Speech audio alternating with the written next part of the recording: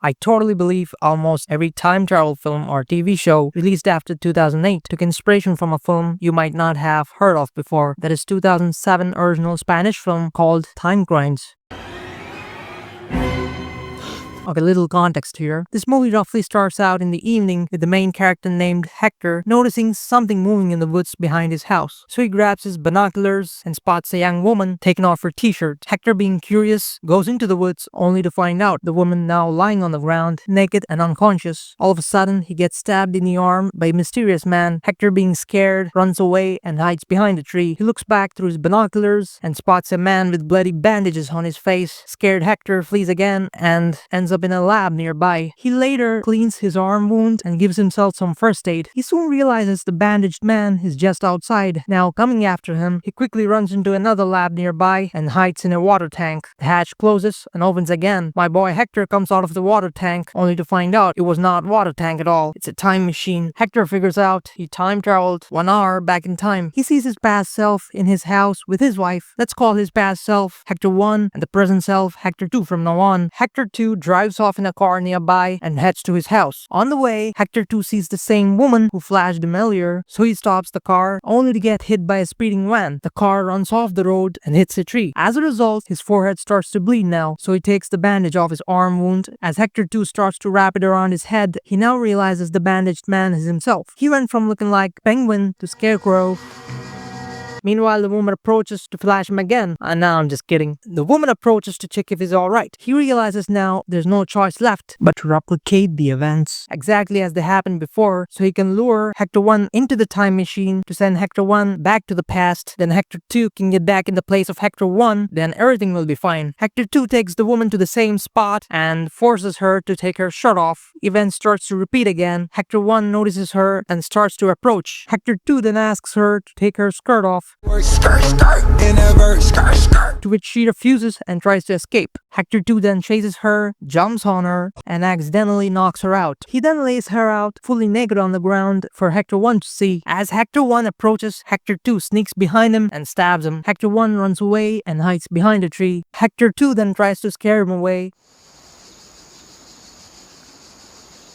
but Hector 1 doesn't spot him yet. Finally, Hector 2 finds the exact spot and scares him away all the way to the time machine, sending Hector 1 back to the past. Eventually, Hector 1 becomes Hector 2 to repeat the same shit again, and the time loop continues. I know you are, you are. I know you are way smarter than me. Can you answer 2 questions? What started the conflict to break out between the two? And who started the conflict first? Is it Hector 1 or Hector 2? You can pause and think about it. At this point, I have more questions than answers. Where did these stupid ideas like stabbing his past self and forcing the woman to take her shirt off really originate from? I mean, someone must have come up with the idea to execute it, right? So who was it? We have already seen that Hector 1 is innocent. It's obvious that Hector 1 did not start the conflict. But we also saw that Hector 2 did not come up with these actions. He only did it because it had already happened to him earlier. More like he's just copying the actions that he noticed. How come every time Hector 2 executes all these ideas when he himself didn't even come up with them? My single brain cell cannot take all of these questions at once. The conflict between both Hectors doesn't make sense at all. The conflict has no logical reason or origin. At this point, all of these events seem predestined, like you don't have a choice but to follow them, so you don't break the chain of events that help you get everything back to normal. Generally, cause leads to effect. For example, the cause is you watched this video and liked it, and its effect is you hit the like button. Makes sense, right? The movie shows that Hector gets stabbed by the bandaged man, then Hector becomes the bandaged man and stabs his past self to keep the time loop going. If the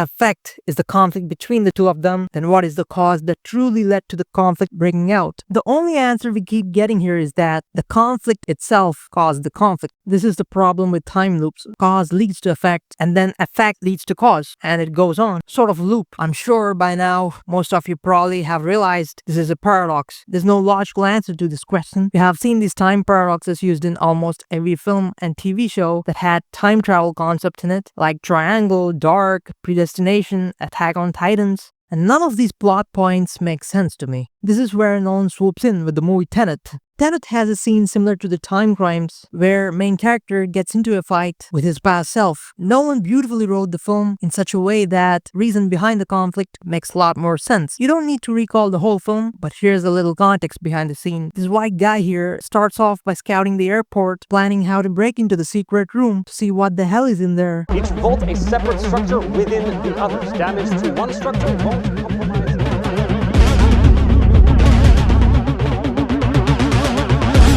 In this scene, we see him checking out the emergency fire protocols while loud music drowns out most of the dialogue, and then both black dude, aka the protagonist, and the white guy hire a pilot to crash a plane into the building to trigger the emergency fire protocols that include a quick lockdown and the release of halide gas that is used to put out any fire but can make anyone hit this pose. Once the lockdown begins, they start picking the locks and eventually get into the secret room where we see the time inverting machine, aka the turnstile. Suddenly, an inverted dude with a mask on his face pops out of the turnstile and jumps on the black guy. The black guy defends himself.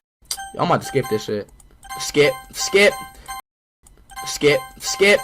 But when does this game get and eventually dominates him at the end, but then he gets sucked out through the garage door by the blast from the jet engine outside. Fast forward a week in a different backroom scene where this WNBA player gets shot by the villain, so the black guy uses the nearby turnstile to save her by inverting both her and himself, letting her heal up for a week. Since they are now traveling backward in time, they need to put on oxygen masks so their inverted lungs can breathe. They then decide to break into the airport again at the exact time they crashed the plane earlier and use the turnstiles there to uninvert themselves.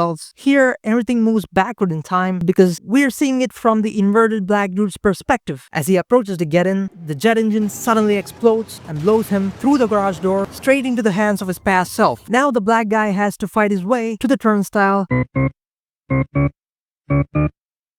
and finally gets inside. This is some Einstein level writing here. This shit blew up my mind when I first saw it. Writing is not the only thing I love about this film. I also love the way the characters run, the way the buildings blow up, and the music, and the dialogue.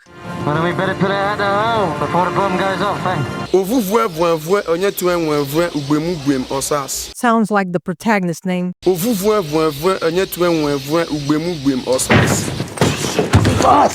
Anyways, did you notice any similarities between the two films? Both have time loop scenes where the characters end up in a conflict with themselves. Hector 1 and the black guy are both from the past, while Hector 2 and the masked man are from the present. Everything is pretty similar, but there's one key difference. In Time Crimes, both Hectors move in the same direction of time, but in Tenet, they move in opposite directions. One moves forward, and the masked guy moves backward in time. Okay, smart guy, time to use brains again. Who started the conflict first, and what started the conflict breaking out between the two? It's obvious that the fight broke out between them because neither of them knew they were going to bump into each other. They misunderstood the situation and ended up defending themselves from their inverted selves. I'm awestruck by how every idea was set up in just the right place and paid off at exactly the right time to logically structure this fight scene. Take the jet engine for example. Nolan set it up in the right spot so it would explode and blow him in through the garage door at the perfect moment, straight into the hands of his dominant forward self. Even the objects helped orchestrate the fight. I love both films, but the way the conflict broke out in Tenet makes a lot more sense than in Time Crimes. I'm not gonna lie, this is just beautiful writing here. No wonder it took 5 years to finish the script. So we now understand what started the fight,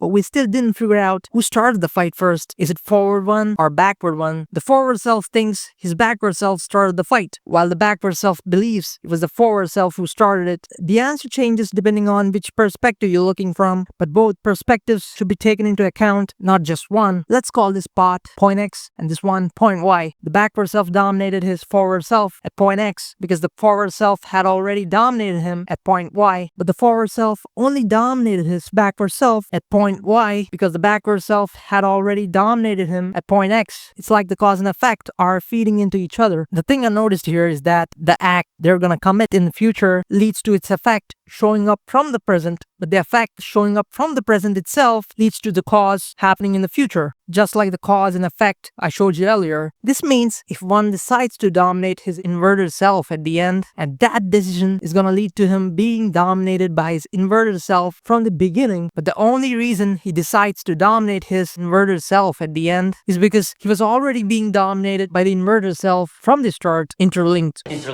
interlinked. Alright, even though Tenet has a logical answer to what led to the fight, I think it's not possible to answer who started the fight first. It's still a paradox. I would probably have a job if I used my brain as much as I did just now. Hit the like button, bro, so I don't go broke.